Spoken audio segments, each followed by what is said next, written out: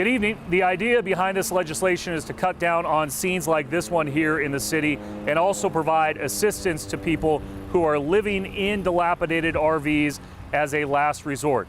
Today, Seattle City Councilmember Sally Bagshaw introduced this legislation to crack down on so-called RV ranchers, the people who are renting out these RVs which are being used as a last resort and are often beyond repair.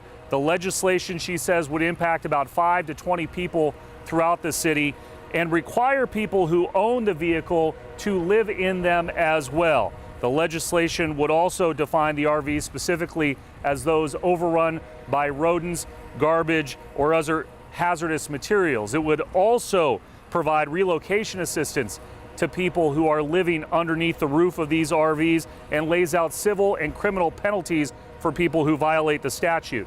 However, this all needs full council member support, and it builds off legislation that was already sent to the council by Seattle Mayor Jenny Durkan. Bagshaw told me today she believes it's time for the city to revisit the idea of RV safe lots.